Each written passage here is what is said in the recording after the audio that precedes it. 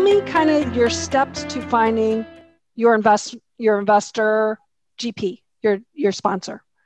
Yeah, good question. So the starting part's easy. The harder part is explaining how you go through the whole process after, because that could be a very long topic. But so networking is key, right? So, there's two different ways to invest passively. Either you network and you find opportunities, or you depend on others to find deals for you. And what I mean by that is you can go onto a crowdfunding site, you can become part of an investor group.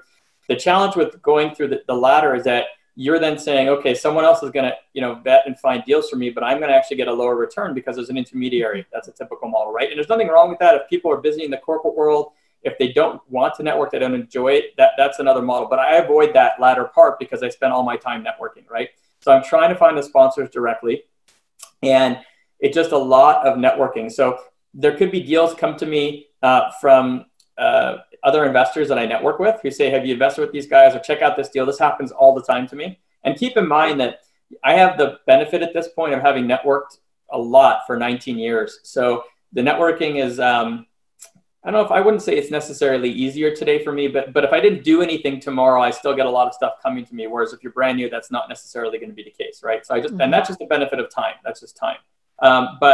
So I also do have some sponsors who approach me that may have been referred by another investor or investor group to me. And then I network a lot with investor groups because they tend to look at sponsors too. I might be able to invest in some of their deals. I kind of network. So there's all these different ways that I kind of manage it. But you guys on this podcast or this live stream already have heard me say the word network like 100 times. That's how important it is to me. That's my primary focus. So that's how I'm always finding. If I trace back how I invest in everything, it's always through networking of some type, okay? Because what I'm not doing is going onto Facebook and clicking on the 506c ad of this $100 million fund that's someone trying to like get all these investors to. I just don't, that's not what I do. So it's all networking.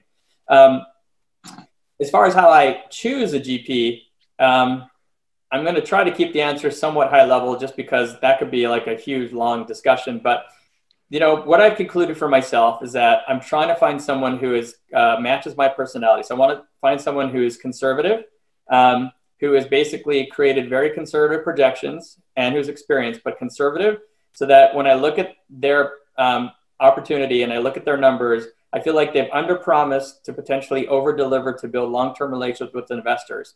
That's one type of mindset, right? The other type of mindset that I see is someone who's just using really big numbers, trying to market and find as many investors as possible right now, less concerned about long-term relationships, will use their marketing machine to find the next investor the next time, regardless of how the performance is.